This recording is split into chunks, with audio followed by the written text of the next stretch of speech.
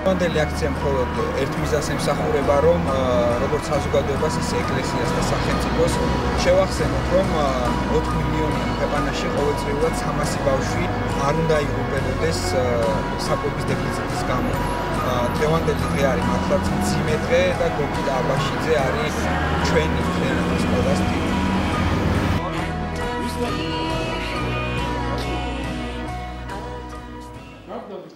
ორი კაცი გაფრთხილდება, მისაკ მიარ